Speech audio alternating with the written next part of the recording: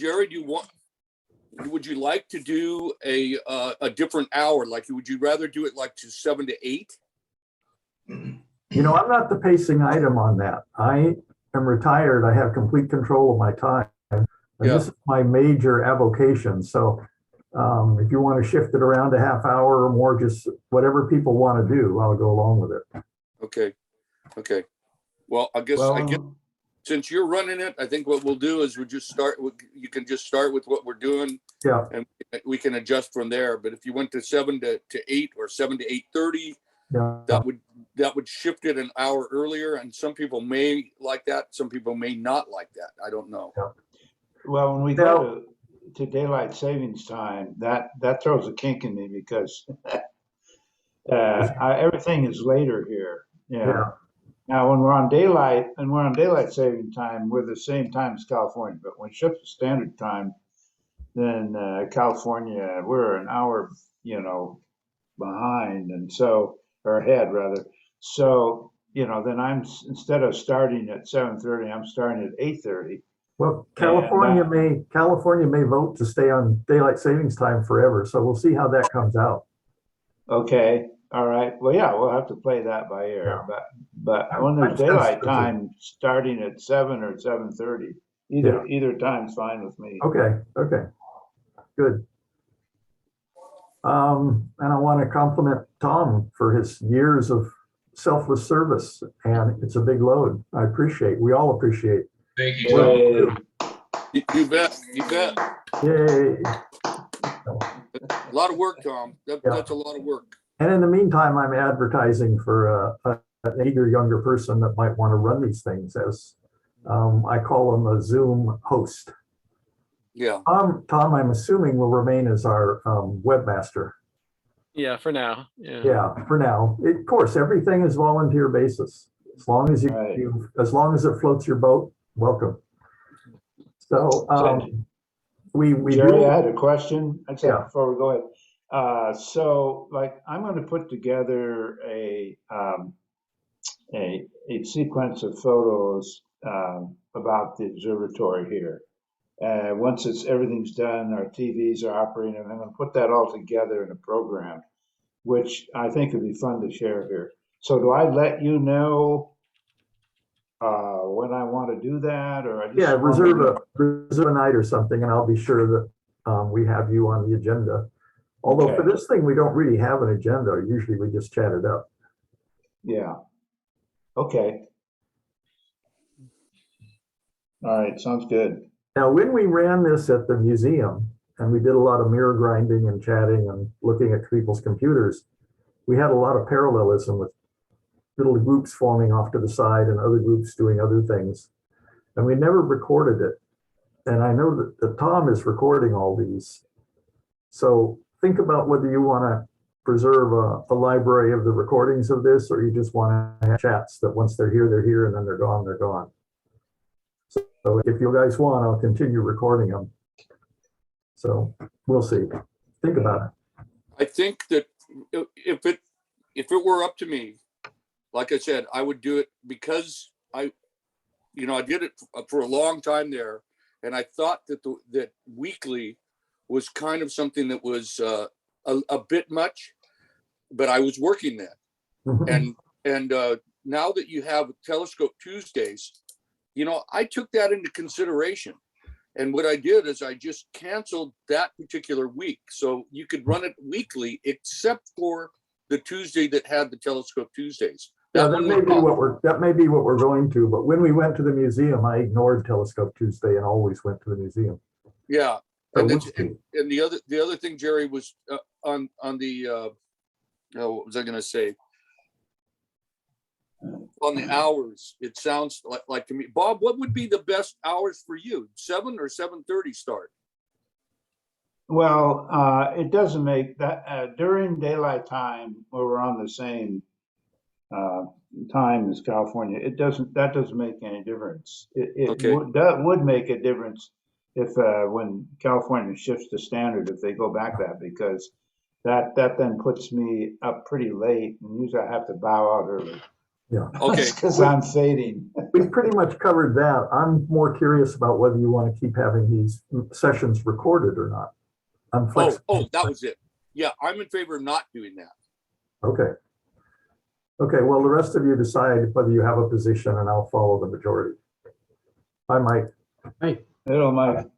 Tom, when you recorded this and it always comes up with it now being recorded, that's because you hit the record button at the bottom of your screen, right? That's right. And And so where does it? I record on my computer and then I upload it to YouTube afterwards. Okay, where does that record on your computer?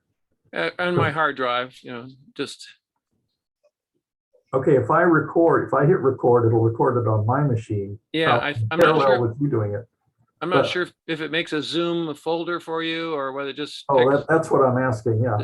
I'm not sure. I know if you download something, it goes to download folder, but maybe the record is in download or something.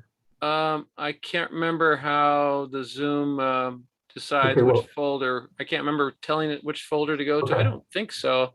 I think it just it must make its own Zoom folder on the hard drive, your main hard drive.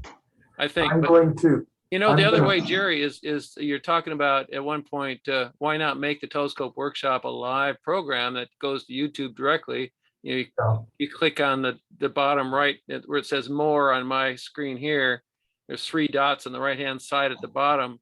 It says more. And when you click on that, you can go, if you have a YouTube account, you go live on YouTube, and then it opens up and it asks for the account name. Yeah. Log in for YouTube, and then it records it straight to YouTube. And why I chose not to do that, or why recording on my computer was better, because I get higher resolution than if you use a resolution live on YouTube. But really, the programs have looked pretty good live on YouTube at that low, not so great resolution. It hasn't looked that bad. So it's only, recording on my computer just is a higher resolution. Yeah. And so it'd be easy just to say live on YouTube. And I don't have any 3 dots down there that says that. So maybe you have to be the administrator to have to be control of the meeting to see that. I'm going to hit record on my machine and then I'll go look for the file later. So if it pops up again. I have a question. Is it? Oh, you have to give me permission to record. I just went like that. Is it showing on your computer right now? It says permission. Right now it says, please ask the host to give you permission to record. So I'm not seeing something to click on. Go ahead, Jerry, record. Yeah, right. Okay, it says it's okay. I don't see where that. Let's see. Yeah. Okay. Any place to acknowledge that request. Okay. Stop video, make host. Oh, there it is. I see it. There's a place on your picture. I can click the three little dots in the upper right, and I can say, I can make you the host. I can allow to record local files, allow to multi-pin. So I'm going to say allow to record local files. Okay, it just said you allowed it. Yeah. So the host is in charge of allowing others who want to record it, but again, yeah, if you want to just like the Astro Hour, we go live on YouTube. That would be an easy way to have a record of meetings. Okay. So it says it's recording on my screen. Then on YouTube, you have to you can manage videos there. You might want to change a title or a description or something.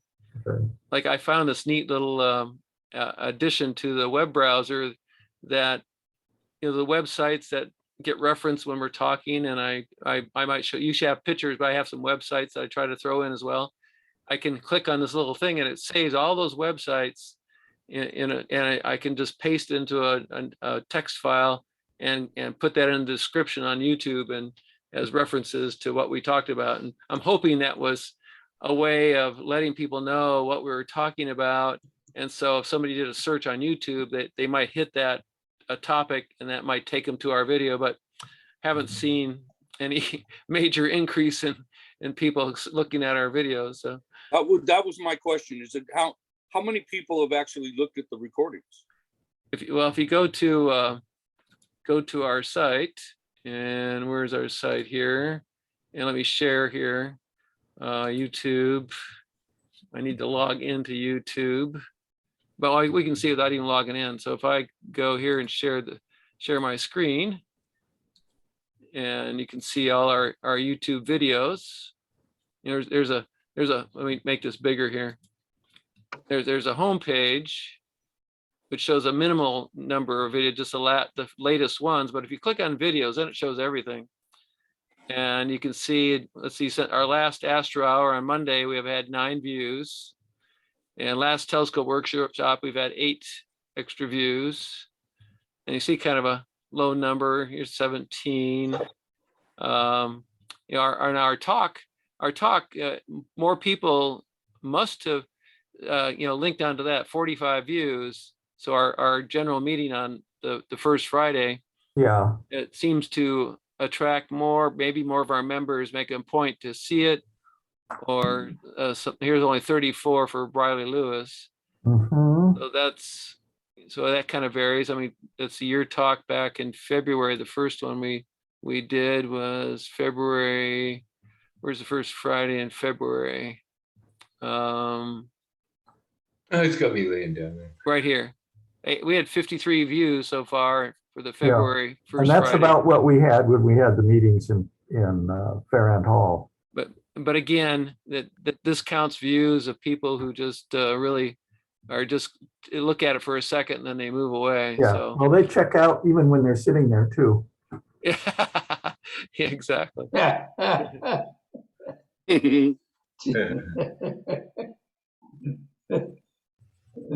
Okay. So you have a separate account in YouTube.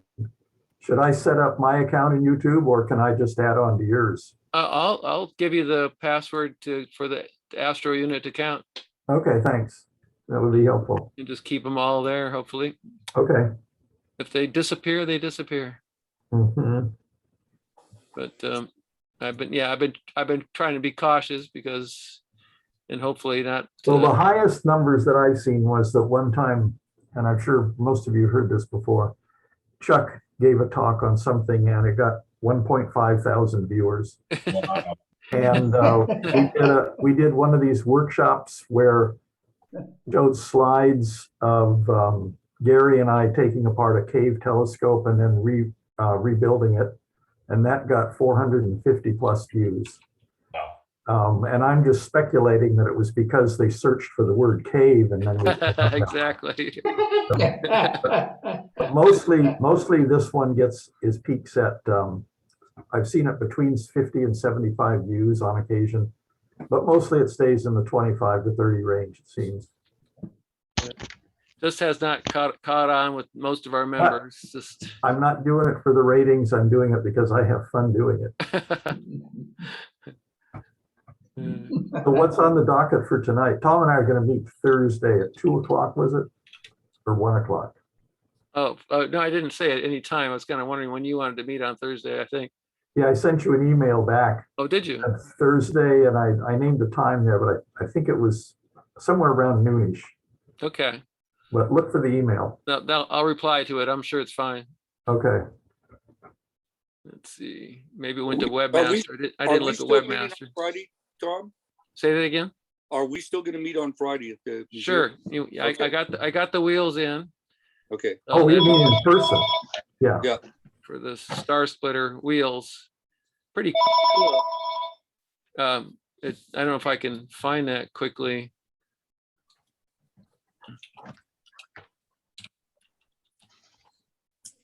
I joined late. Let's see. Okay. Time password. I was going to show you those wheels if I can pop that up. Let's see. Yeah, you sent them in an email. These other guys may not have seen that though. Yeah. So orders. Oh, I was just helping you look. And here it is. These really, really cool that Tim found.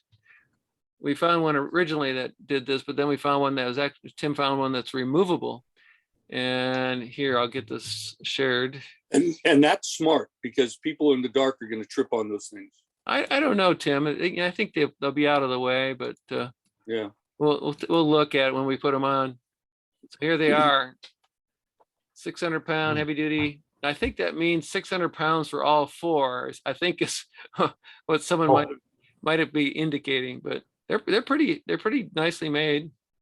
So that's probably true. 150 pounds per wheel, but Could be. it's a neat little system that you can slide it out. You pull the pin on the side and it's oops, let's see if I click on that. You pull the pin, then you can slide out the wheel. Is a way to totally make it removable. And so it's actually basically we saw this earlier one, the where they quick release, not quick release, but the step on caster thing. And then Tim found the one's removable. It's the same one, but it slides into another holder for it with a pin to keep it in place. Yeah, these look like it has a foot bevel for stepping on. Yeah. And it lifts it up at least to 3/4 of an inch, maybe more. I don't know. Looks higher. I thought I read 2 inches. You really think it's the whole caster? I think it's 2 inches. I'm not sure. Oh yeah, there Well, it maybe it was shows half inch. unstepped Might be. on, and there's a stepped on. Let's see. They're showing it either collapsed.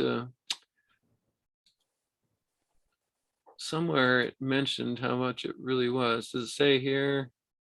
Doesn't say on that one. And you can't tell from that. Can't really tell, but I read somewhere it was 3/4 of an inch. Yeah, I think that's probably about right. Which is, as long as you're on a fairly flat surface, it should be okay. I think probably it was a question that somebody, oh, here it is. Let's see. Anyone say right? I saw 2.5 Oh, inches. here it is. You see, it's not that much. It's it looks like 3/4 of an inch.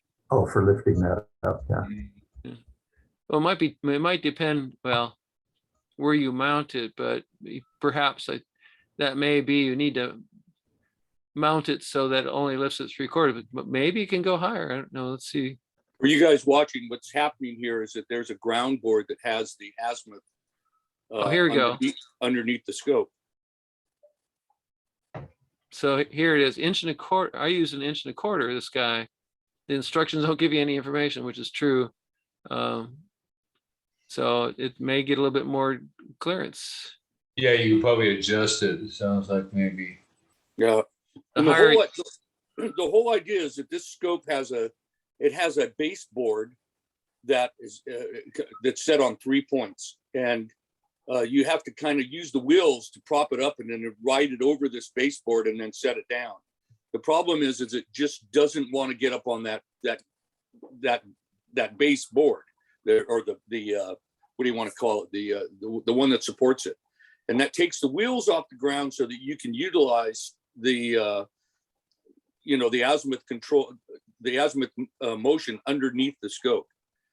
And so this allows us to prop it up, move it back into the shed, put it down when we're observing, and then it'll work with that lazy Susan motion underneath it. What's wrong with just having a wheel permanently under that, and then having on an extension having a jack out beside it that you just screw down to take the tension off lift the wheels off the ground?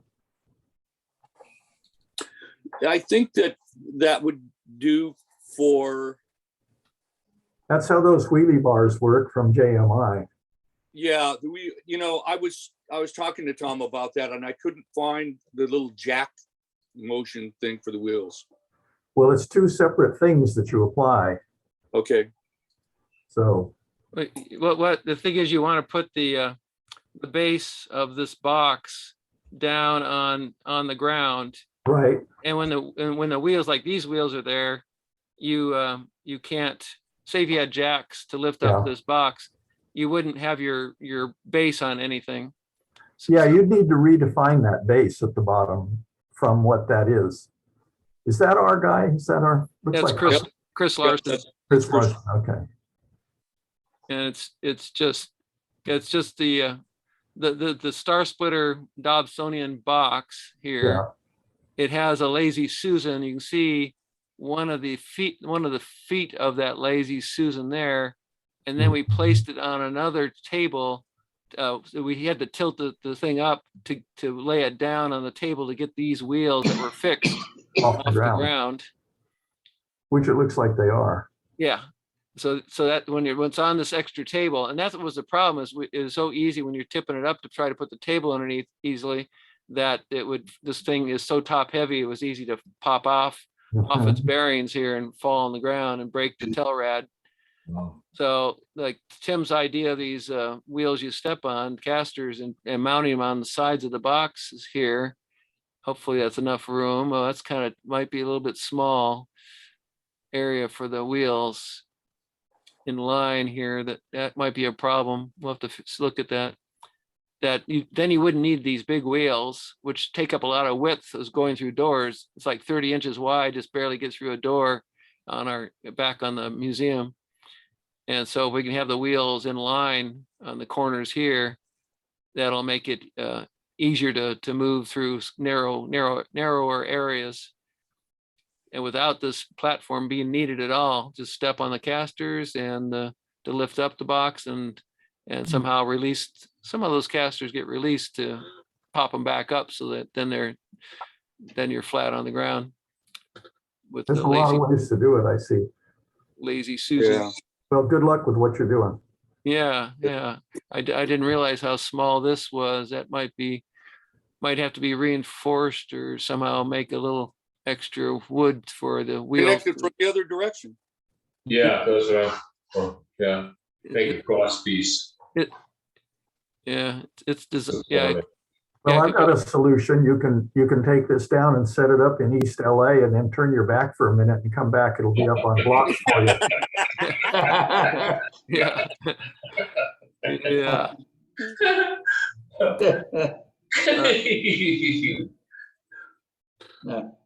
Yeah. All right. So I bet Ed Kolaski, I bet you have something to say about your auto guiding.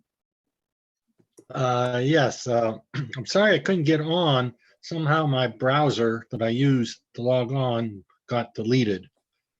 So I was stuck.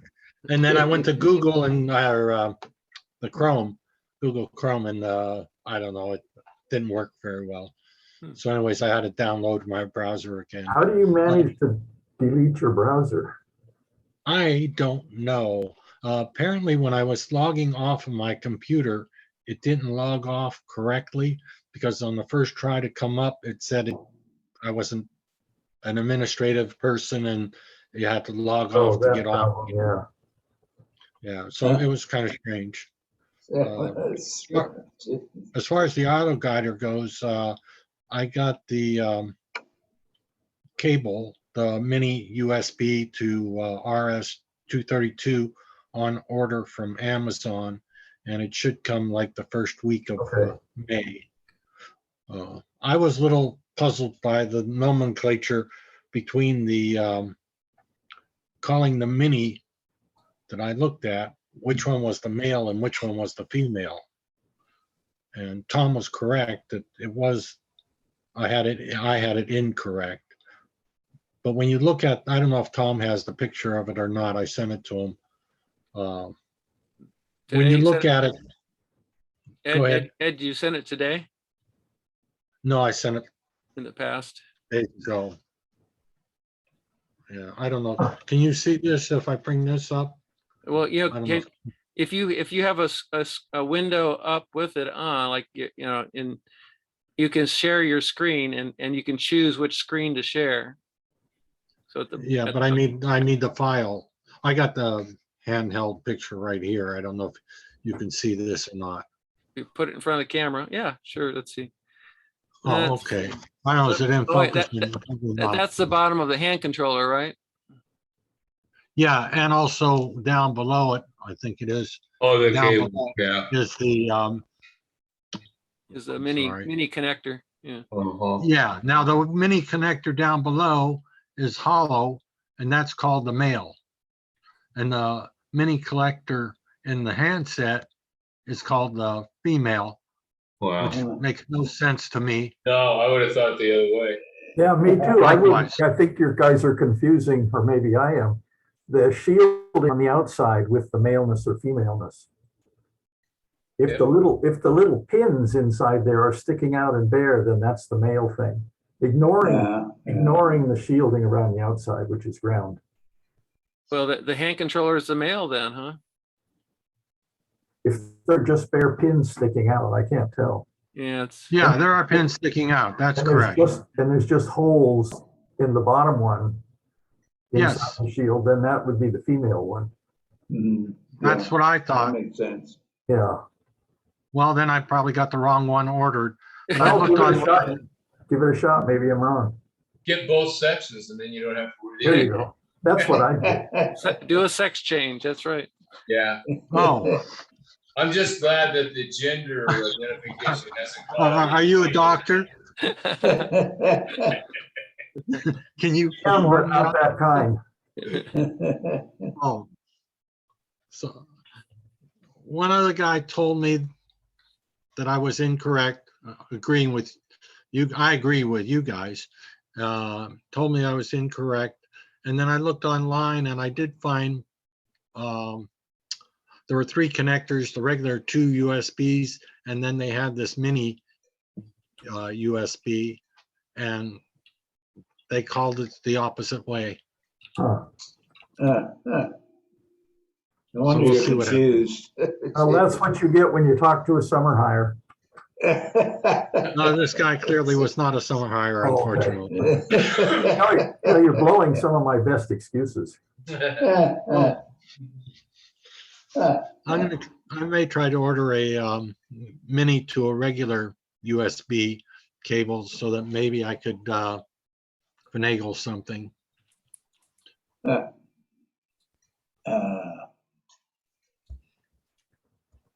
So I'm hung up for now. I mean, no other comments? No. I can only go so far when I'm on a topic I don't know about. There are other people that go for hours. Male or female connections. Good thing it's just only 2 genders, I tell you. And we're hung up with the real world. Yeah, your chances are 50-50. You know, Ed, the adapters are really cheap. You can get a couple of different adapters and you could configure it one way or another. And the little adapters they're going to give you every configuration you need for just a couple of bucks. This is true, but the little adapter only comes from China. And, you know, you can order it on eBay, you can order it from Amazon, you can order it from who knows who. Very few people carry it. Nobody has it in stock, and it's all wait till it gets here. Yeah, that's the problem these days. Sorry. Did you try Newegg? Who? Newegg. Newegg. Newegg? Yeah, Newegg. Or Newegg? Oh, Newegg?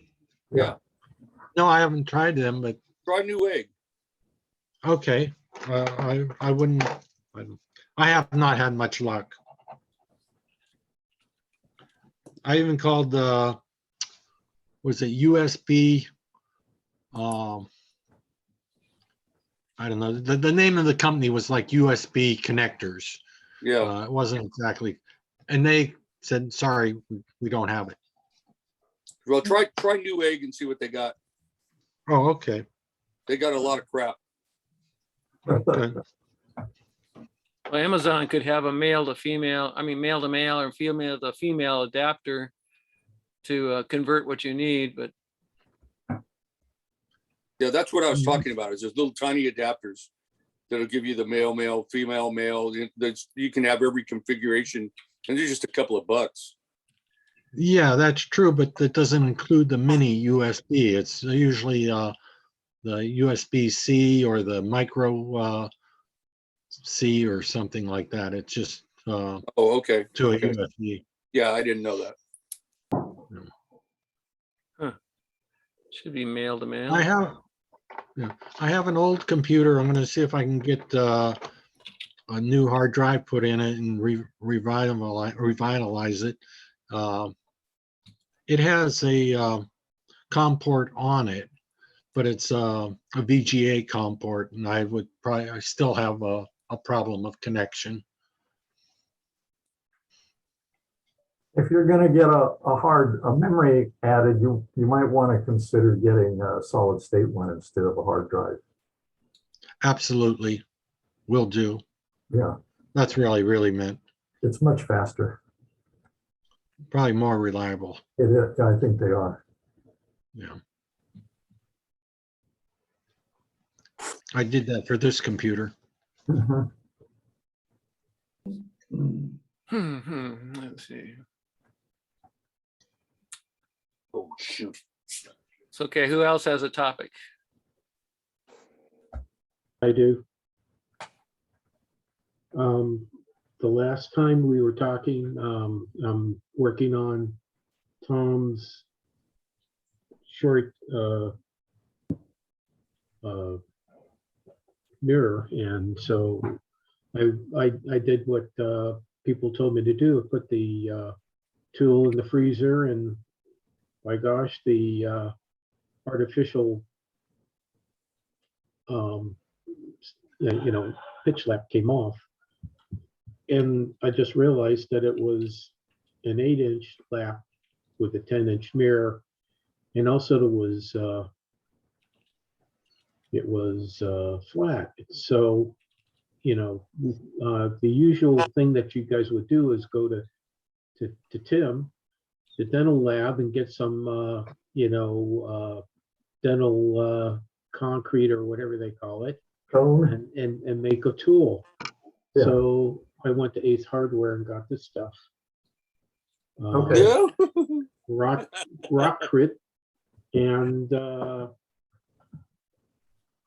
made my tool very Oh, hard. wow. Oh, you made the whole tool out of that stuff.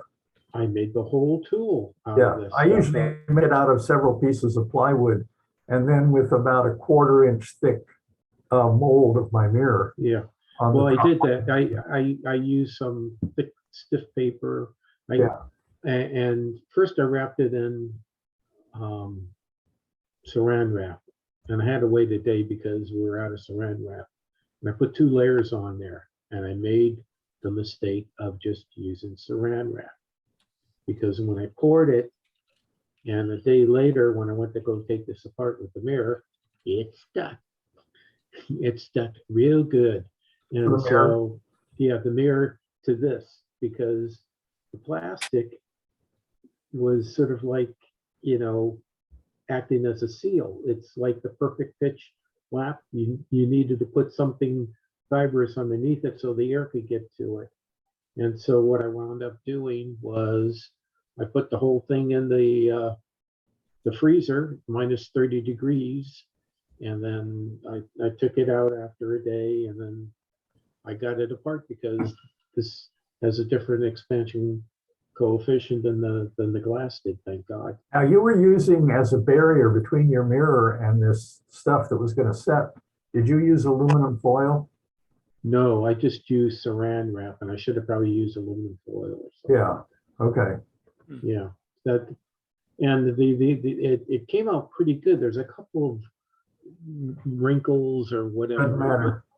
Let me, okay, couple of wrinkles, okay. But there's one dimple. You can see that dimple there. Yeah. And it's like maybe a 1/16 of an inch or less. Yeah. And None of that's important. now it's just got the general shape of the mirror now. So. Right. So you can put your pitch lap directly on that, and you'll Yes. get a really good Yeah. mold to your. Yeah. And you want to use your mirror to mold the surface of it too. Again. Yeah. I'll use the perfect pitch, lap and put it on there with a paper towel. So it doesn't stick there quasi permanently. And I'll start doing it. Okay. Good job. Yeah. So it Now, Mike, you said that the saran wrap it adhered to the concrete. no, basically what it did, it gave an airtight seal between the concrete, which was very smooth, came out very smooth. Yeah. Because and the glass. And so as a result, the air couldn't get in and separate it. So I just put it in the freezer, and I prayed for the best outcome, which was it was still together, but I managed to get it apart. There was enough tension between the two pieces moving. So I see. I'm thinking that this would be this is good stuff for applying tile to a tool. I mean, Yeah. using this as a tool. Yeah. And it's very, I thought, well, maybe it's not all that strong, but it's, they use it for attaching fence posts and, right here. Now, is that a concrete patch? Yeah, it's very, very fine. So we'll see how it works. So I'll start on it, and I'll do some parabolizing classical W's and see if that works. I'll probably do about a half hour's worth of, And you were talking about the dental stone that I had, and yeah, the stones that I had, a lot of them had resins in them. So they had acrylic resins within the stone.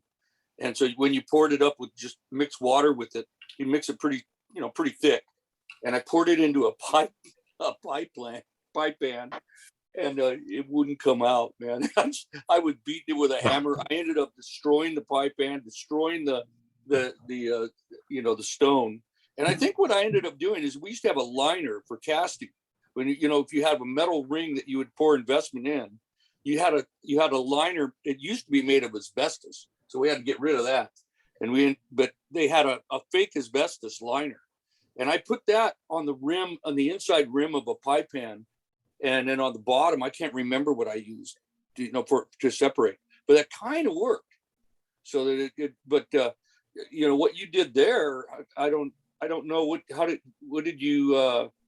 what did you use for the rim of that? Was it in a pie pan or? It was no, it was I wrapped some heavy duty paper around it.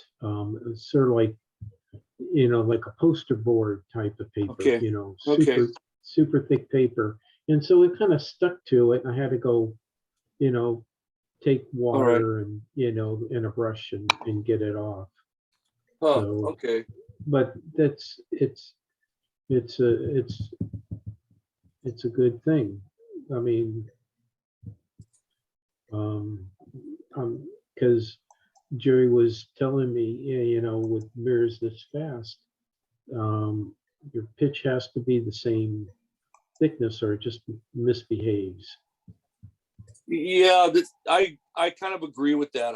I think I was telling Jerry just this week that the tool that I have for this 8-inch that's been a constant nightmare.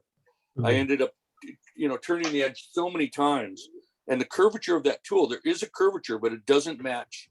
Yeah. It doesn't match my mirror. So it looks like he's got a perfect pitch there at the top there, but since he's using the dark pitch, it's stained. Yeah. Sorry, it disappeared on me. There, this one. Yeah, right there. Yeah, looks kind of stained. It's jumping around too much. I don't see what you're talking about.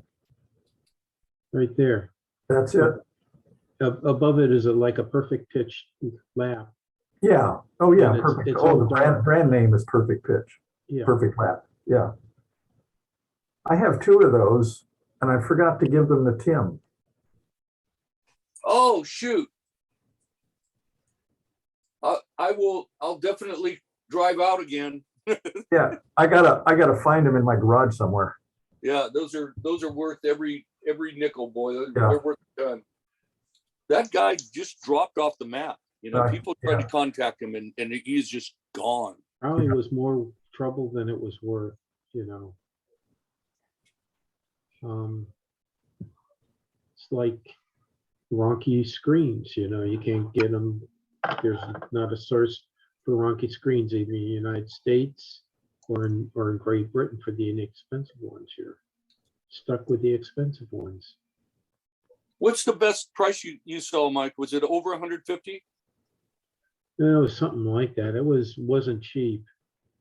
One of the things I did, and I don't have it on here, but one of the threads that the Oregon guys were talking about was wanted to use the your smartphone, okay, using the light as a source for a ronchi tester and put the ronchi between, you know, the 2 points here, and I did it, and I was able to get some ronchi grams just by putting a small piece of ronchi over this.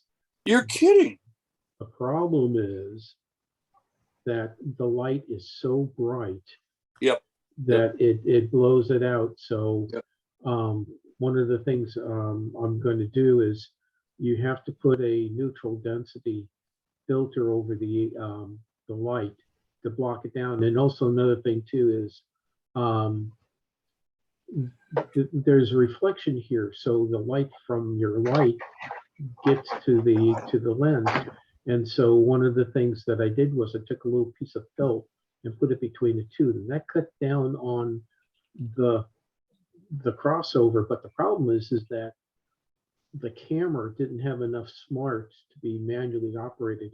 So when it was smearing around here, then you had a proper dynamic range where you could actually see a ronchi gram. So what I'm thinking is I need to get some thin plastic to put over the LED, okay, and then put the piece of felt here and put a small sliver of the ronchi screen. So you don't even need a tester. You just use your flashlight and kind of like go back and forth, or you put it on the slide and do it that way. You know, you know, all that, the wooden stuff that I had, all you need is a camera holder to put it on there. Huh. So and the problem is that, you know, and we proved it with both both types of phones, the iPhones and the Androids. The LED is, you know, I can turn on the flashlight, okay, but I can well, this is not a good 1 second here. Okay, there we go. Okay, you notice how it gets brighter and brighter and dimmer and dimmer? Okay, Yeah. there's a control that you can control the brightness. The problem is that when in camera mode, it goes to maximum because it's thinking that you're using it as a flash. So, you know, end of that thing. So, I'm going to work on it, and I'll let you guys know how it works out, because it might be all you need is just your 1 second, flashlight off. And what does that do for you with regard to a pitch lap? Well, this is 1 sec. Okay, I turned flashlight off. okay. Okay, thank you. You know, you never know. Be kind, because they may rule the world one day. That's for the blind people. Yeah, you know, when you test in the mirror, you know, the pitch lap is a separate entity. Okay, I'm going to make my pitch lap, but on the Oregon group, they were talking about pitch laps and stuff like that. But then they had the thread. They were saying, well, why not use an iPhone or smartphone as the ronchi tester, because they're it's a ronchi tester. This has right, yeah, because they're running out of pieces of William Bell, you know, ronchi screens. You know, they can't get it anymore. So they can make it on their computer, put in a piece of clear plastic film and print it. Get it you from know, I was doing that. The problem is that it's not a very good definition because the dots per inch. Yeah. And as a matter of fact, I'm going to try that. And also, it has to be the integer of the dots per inch that you're making. So it doesn't always work out to 100 100 Right. lines per inch. It has to be whatever coincides with the dots per inch, or it looks kind of wonky. Right, otherwise you get a Morier pattern. Yeah, right, unintentional. But I did go out and buy some of this, which is the clear stuff for, and this stuff is expensive. This is like $5 a sheet or something like that. So before I print on that, I'm going to make sure that my printer, which is 300 dots per inch, is compatible with whatever I'm trying to print out. Otherwise, Inkjet has higher resolution. who does? Inkjet has much higher resolution than laser printer. Yeah, that's true. I do have an inkjet printer, but the one thing I don't like about inkjet is they're sensitive to moisture, you know, especially HP. They're water soluble. And so somebody touching it with their finger or something like that, you smear it. And then on a film, it's going to be worse. Right. So, you know, you have to protect it somehow. And I'm not sure if you're spraying it with paint or something like that, that it won't kind of smear the ink while it's drying, you know, that type of thing. So, you know, There's some toner. good stuff that you can use that I've used, and it works pretty well, and it's UV protecting. You can either get a matte finish or you can get a glossier finish, depending on how you want. Yeah, probably what I would do is I would turn it such that the printed part is next to the LED or the filter in the LED. But right now I've got to figure out what I'm going to get as far as the neutral density filter material so that it brings it down so it doesn't, you know, saturate the camera. I mean, because, you know, while these are really great cameras and all that, there's a lot of mathematics that go on that makes a crappy camera look good. Mike, can you use a moon filter? I might be able to, or an old style sun filter or something like that. Or what I got to do is go in see where my old negatives are and get an old negative that I took an astrophoto, because that's pretty dark. You know, it's mostly dark, and just put that in there. So we'll see. You know, I just got back today from going down south, celebrating my mother's 97th birthday. So that was, Wow. yeah. So you know, that means I have to make my retirement last if I'm going to last as long as her. Her mother lasted till 104. Oh my, wow. So yeah, but so anyways, I get done with this. I really like to think about trying to figure out how to get a hold of a meniscus mirror blank and do that, because the Oregon guys seem to be doing that. Mel Bartels and a bunch of them, you know, Mel decided to do a small mirror. Like using our space-time coordinates. Who, what? For this, we use the distance. Anyways, he did a mirror that I think they're talking about a 16-inch half-inch thick mirror meniscus, and of course he's working on his 40-inch, and somewhere in the background somebody's working on a 60-inch 3/8 thick meniscus mirror. And so yeah, I mean they're very light. You're talking about a 16-inch mirror that weighs 10 pounds, but then you got to support it properly. So they're going through the rigmarole. How do you hold it? You hold it from the back, from the middle, from the edges, or whatever. And the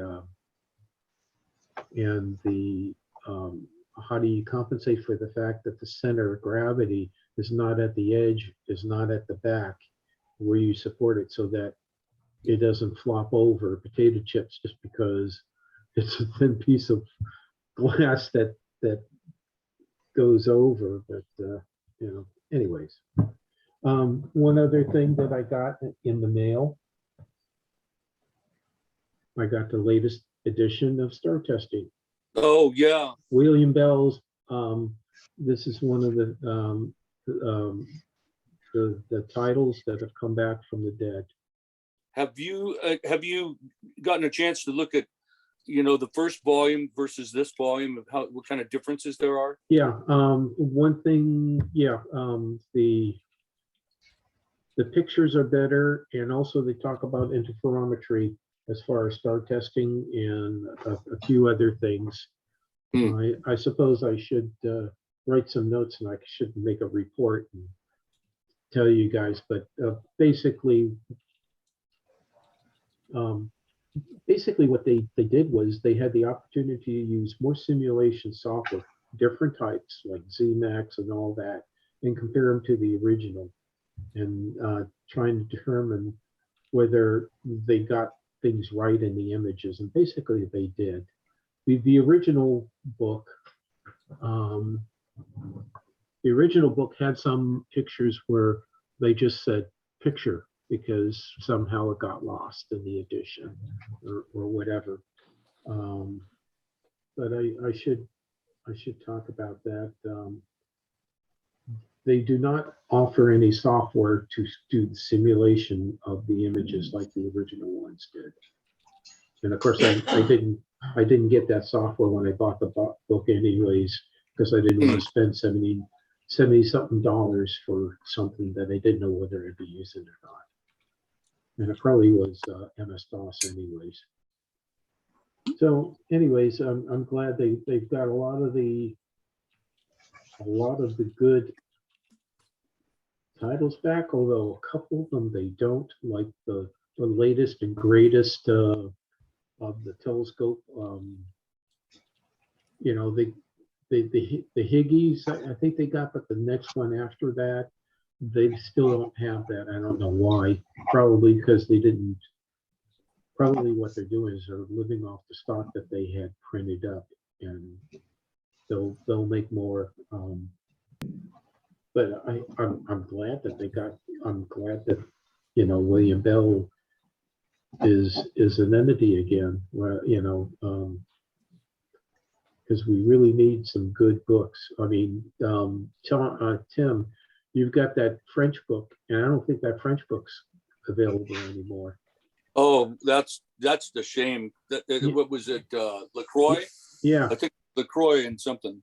yeah, That's that's a no good longer. book. I mean, so the only thing that I got, and that was before COVID, was that book on interpreting Foucault measurements.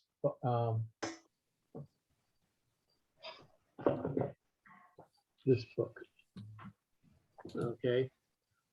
The only saving grace is that this book is actually on the web that you can download.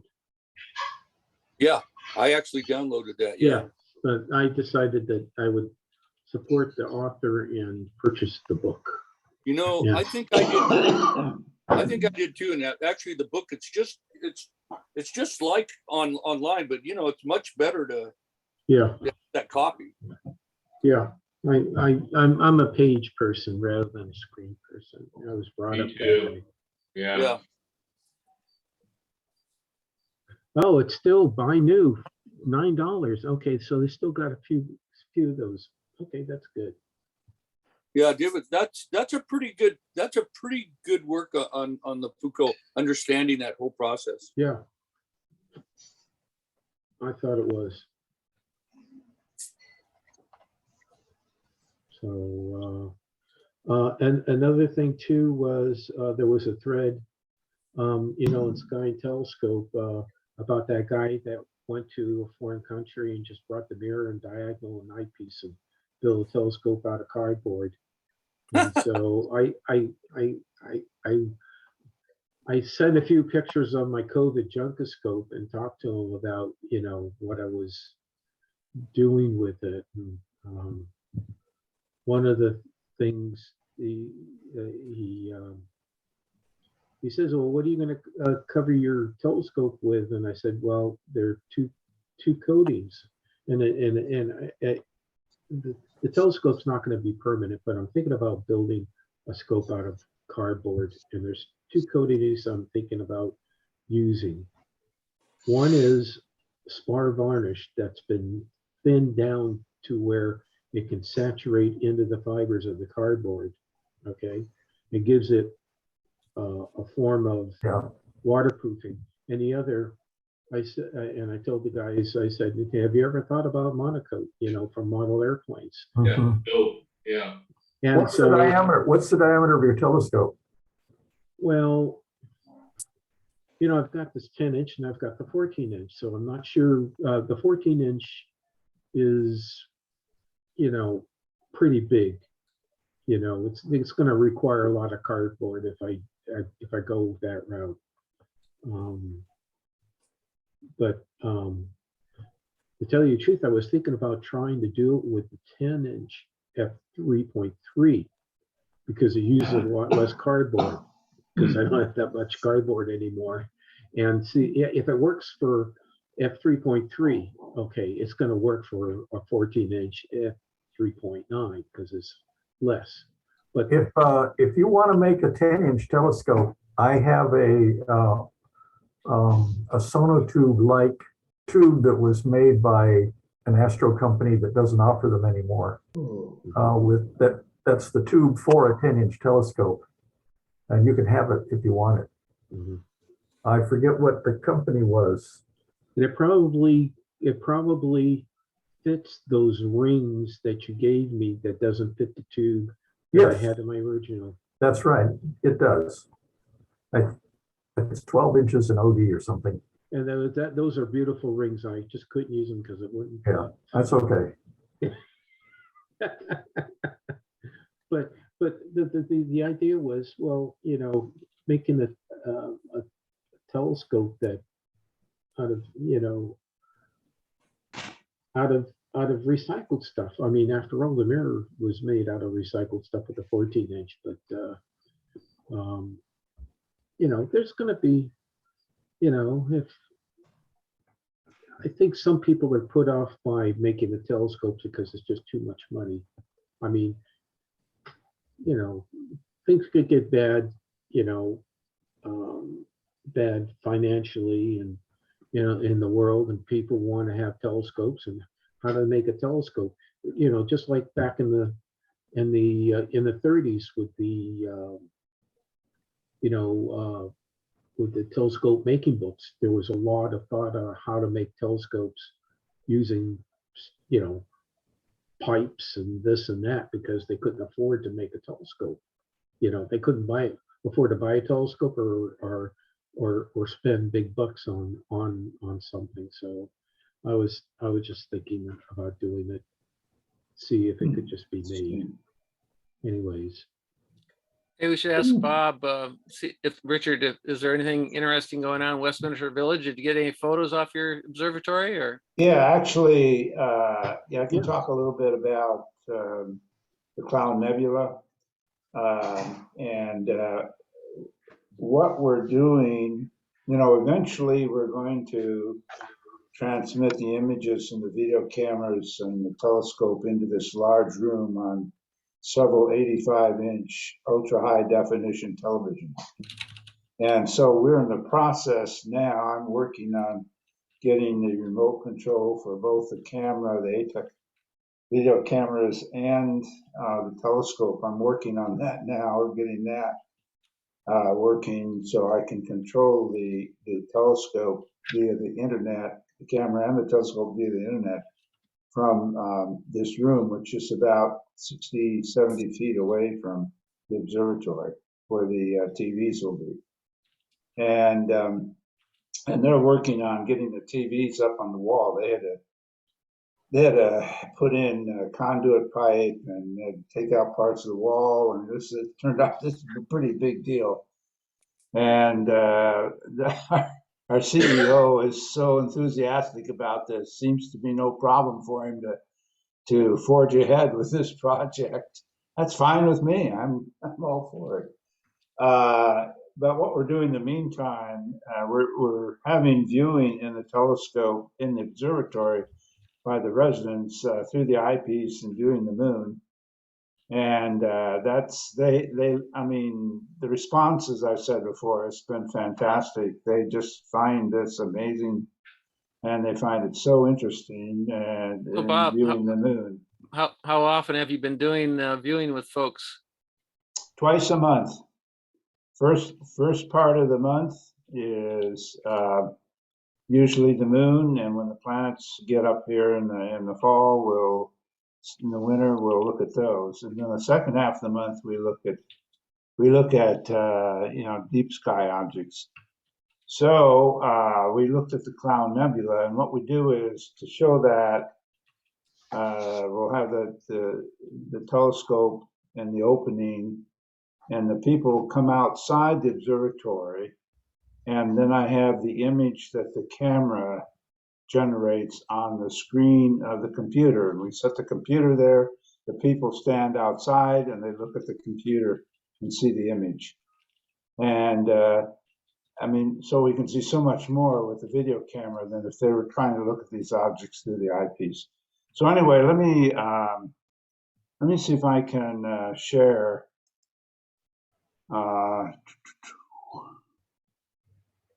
Okay.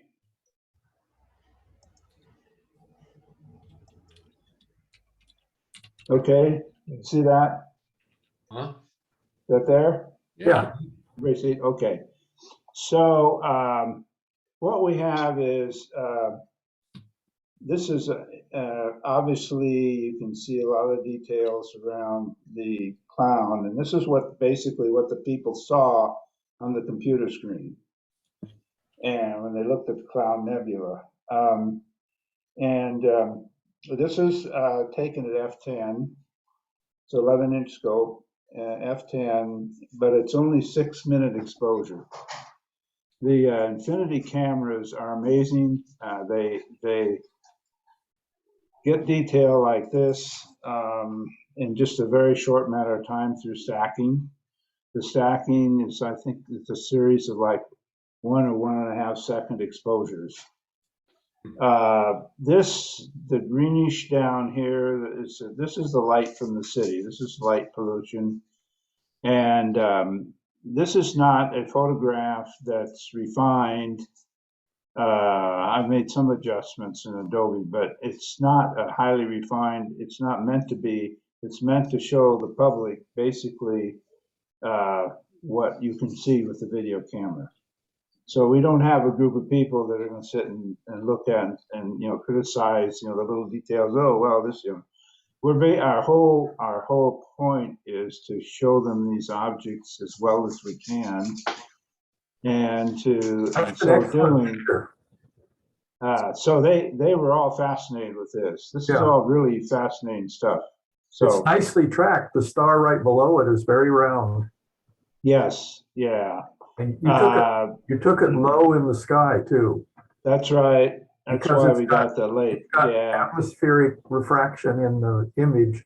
You see the star below is orange on the left side and greenish on the right side. Yeah. That's an effect of the atmosphere. You can, in Photoshop, you can easily re-register those two channels and get rid of that color. Yeah. Well, this could be, I could work with this a lot more in Photoshop and clean it up. Yeah. But I wanted to just show you, this is what the people basically see. Yeah. When they come up, just think of this as a public star party. When they come up and look at the computer screen, this is what they see. Yeah. And that's what we want. And this is what will go on the TVs. This will be transmitted to the televisions. Mm-hmm. So that everybody, whether they're in a wheelchair or however they are able to ambulate, everybody will be able to view it when we get these rooms finished. So nobody will be left out. So anyway, it's been very exciting. Everybody is really interested in this. So we got a very good response, as I've said many times. So anyway, that's a little quick update. Yeah, nice. Something we did just recently. So, and I will, what I'm going to do is in the next few weeks, I've been so busy working on all this. In the next few weeks, I'm going to put together a slideshow, which will show from when we got the crate to putting it together to its present form. It finally comes all together, and share all that with you, as well as our trials and tribulations. So I'm getting this done because it's been over 3 years that I first proposed this. So 3 years have gone by, which seems unbelievable, but it is. So anyway, that's a quick little update. Is your dome automatically controlled, or is that manually controlled? It's manually, and for our purposes, we installed, this was an extra, we installed, Jerry knows about this because he looked at the wiring diagram. We installed an external switch to control the dome rotation from outside as well as inside, so that given the aperture of the telescope and the three foot wide opening, it takes about 15-20 minutes before you have to go out and rotate the dome. So all I'm going to do is I'll get it way over on one side, and as the stars go across and the telescope moves to the other side of the opening, as it begins to occlude the telescope, I'll just go out, hit the switch, and rotate the dome a little bit, and we're back in business. So it's a very, very simple, but I think should be a very reliable way of doing that. So Bob, you're not doing any auto guiding. You're just letting the camera do the stacking itself, right? Exactly. Yeah. And that's one of the beauties of these cameras. You don't have to have a separate telescope. You don't have to have an auto guider. Yeah. What happens is that the algorithms that are built into the Infinity stacking program, there's an Infinity camera, and then there are other Atik cameras, but they all use the Infinity stacking program. So what happens is that as the telescope tracks, you lay one on top of the other, and you actually watch the image improve and develop in front of your eyes. It actually takes form and shape as you watch. It's a very interesting process to watch happen. And so then you just stay with it as long as you can until you feel you've reached a point where the signal to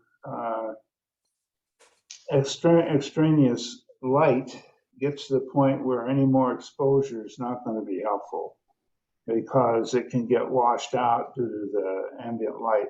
We're a Bortle 8 here, so we have a lot of light pollution. So, when I take these images, I just have to really watch I don't expose them too long. You do need a mount that tracks well, and I have the Ioptron CM60, which is no longer made, but it is a wonderful mounting. It's very smooth, it tracks very accurately. It's really a great mounting. So that's what I'm using, and it does really well combined with the Infinity. Mm-hmm. Hey, guys, I hate to interrupt. I had my 4th booster today. I'm getting really tired, so I'm going to check out. I'll see you next time. Okay, take care. I'm going to get mine too, Tom. Yeah. I'll probably be with you. I'm just getting tired. I haven't had any big reaction. It's just I'm real tired. So yeah, I'll see you guys next time. Tom, I'll see you. I'll call you 10:30 or 11 for Friday. Okay. 11 probably. Let's do 11. Okay. Very good. Thank you. Bye-bye now. Bye. Right.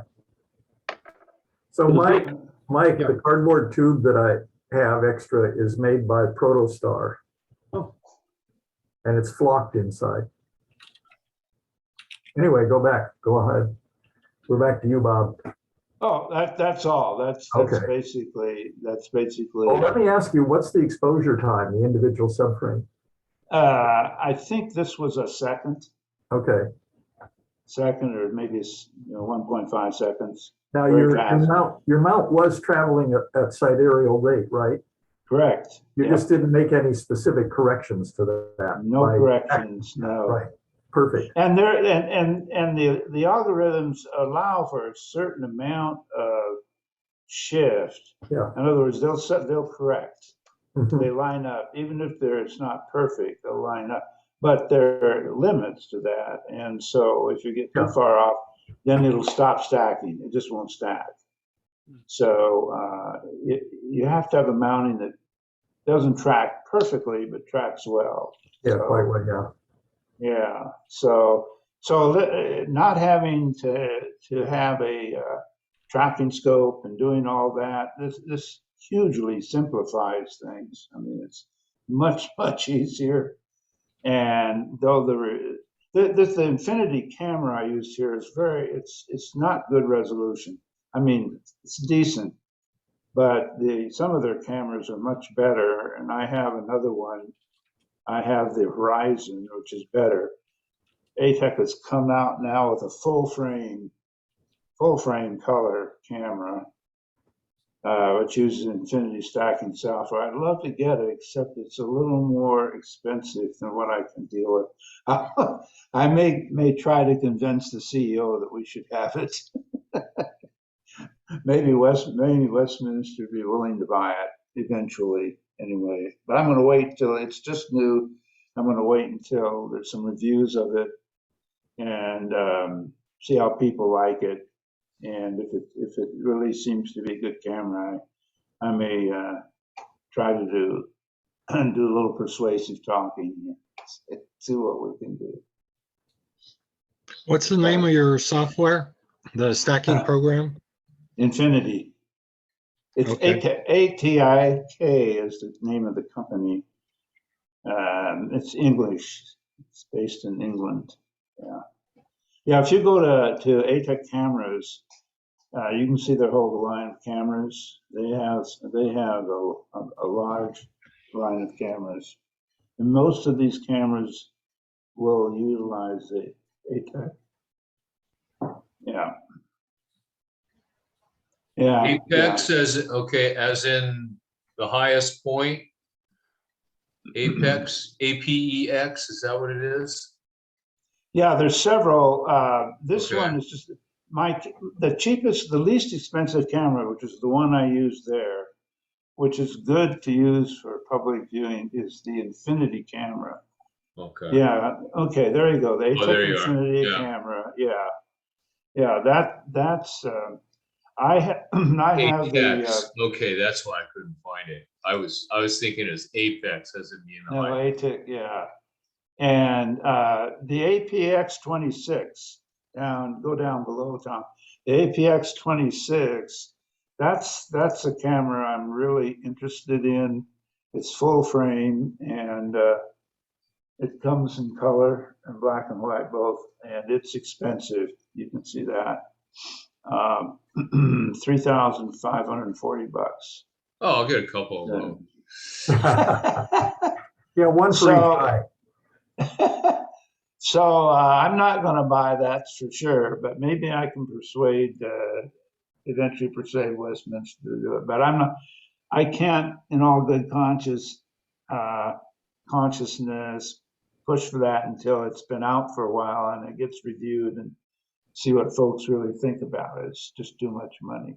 In the meantime, I'll be using the one I got, plus the original Horizon camera. There's Horizon 2, which is only in black and white now. They've stopped making the color one. If you go back up, Horizon 2 is only mono now. And yeah, so anyway, if you're interested, these are great cameras for public outreach because they develop develop really nice images on the spot without a lot of difficulty. So I think they're fabulous for public outreach. Bob, are all these cameras available to use the Infinity software? Correct. Mhm. I think every one of them, I believe, and you might check. I mean, if you get interested in one of the cameras, you can inquire. But I think they are can all use the Infinity software. So you're using this Infinity camera right here where it says video imaging camera. Yeah, yeah. But you can use the Horizon. I mean, I use the Horizon with it too. See, the more expensive cameras have much better resolution. So the stars are a lot tighter, you know, the really crisp points. And so they're really nice, very crisp. So, well, but certainly the Infinity camera here and my Atik Horizon 1 are plenty adequate for what we'll be doing in showing folks the skies here. How heavy is your Horizon camera? The Horizon, not very. I don't know how many ounces it is. And it's less than a pound. $2,000 here for this Horizon 2. Yeah, Tech yeah, specs. yeah. They don't make a one anymore. So it's about 1 pound, 525 grams. Yeah, yeah. Yeah, it's about a pound. That's right. And the Infinity is, I think, less. Infinity camera is even less. The Infinity camera is about the size of a pack of cards. And it's a CCD, by the way. Everything else is a CMOS. Yeah. Pretty much. Well, there are some. They got these other CCDs guys down there that are CCD too. The video cameras have to be CMOS. You can't take CCD frames that fast. Yeah. The CMOS is the newer cameras are all the large format. They're newer cameras with CMOS. Yeah, here's the weight. Yeah, bring up the weight. I think it's yeah, it's light, 340 grams. Yeah. So, but its field of view is not that wide, and the resolution is okay. Does Certainly. that fit in a regular eyepiece holder, or how does that? Yeah. Okay. Right. Yeah. You can well, the Horizon with the Infinity camera, I usually the 1.25 inch. That's a small detector. Small. For the Horizon 1, I use a 2 inch. Oh, okay. 2 inch. So, and you can also put the 2 inch adapter onto the Infinity camera if you wish. Just unscrew the 1/4 inch. See, there it is. With that picture of it up there shows the detector, and it does not have the 1/4 inch snout on it. Yeah, there's a 1/4 inch snout that screws in there, or you can put a 2 inch snout. I see. Yeah. Do they include that with the camera? Yes. Okay. So it's wonderful. Really, is wonderful for, as I said, for the Quick public outreach. and showing the public. Yeah, very good for that. You know, if you're interested in really high resolution photography, I mean, some of the stuff that I used to do more with the DSLR, I used to do a lot of that. You know, the DSLR is superior for that kind of thing. But I'm amazed what I can get. Yeah. Bob, is this Infinity software? Is it free? Yeah, well, yes, actually it is. You can just go to the website and you can download it. But it only works with Infinity Atik cameras. As far as I know, it doesn't work with any Yeah, other that's cameras. what it says down there, compatible with. Yeah. Yeah, but you can download it. Yeah, it's free. It'd be neat if they could make something like this for a regular DSLR, you know? Yeah. Well, someone may come up with that. I don't know. Yeah. It's Not gonna be called me, but- AstroStack or, You know, ATIK, they absorbed QSI, the quantum scientific instrument cameras. Oh, Oh. No, I didn't know that. Yeah, and so that's some of the circuitry that they're using that QSI invented or developed, but ATIK is offering it at significantly lower prices than QSI offered. Yeah, you know, I've been very happy with their support, and Yeah, you know, I've had to write a couple times about some things, and they've been very good in getting back very quickly.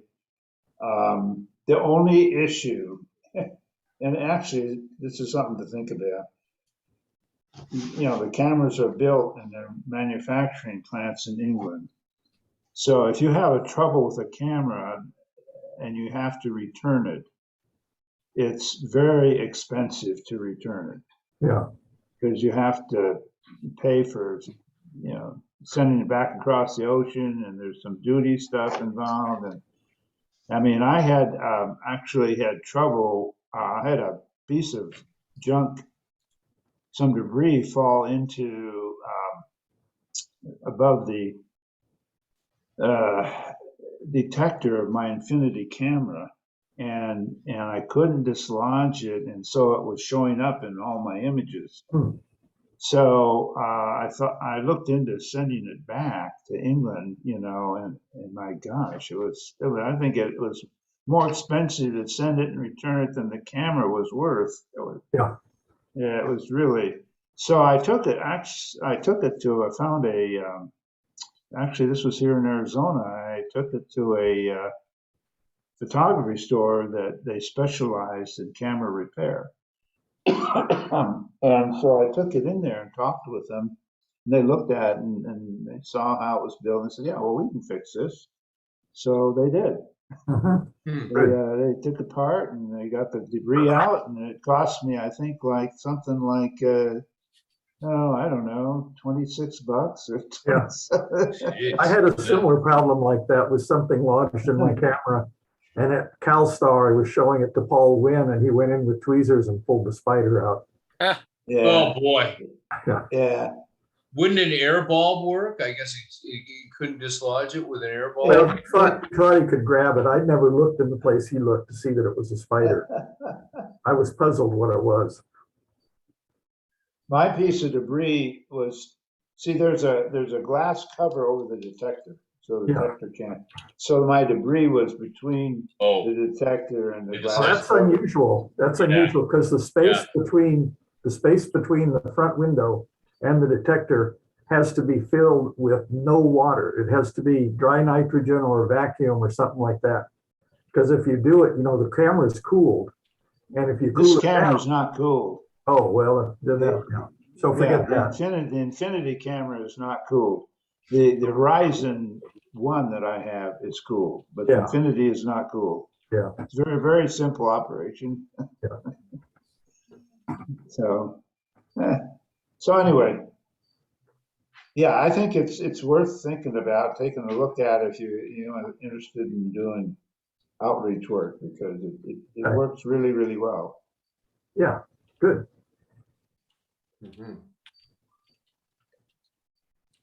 Okay, well, I think I'm going to sign off for the night. yeah, we're reaching Okay. 9 o'clock already. Yeah. All right. All Nice right. seeing you guys. Okay, good to see you guys. All right. We'll be in touch. See you All right. later. Good night. Okay, good Night. night.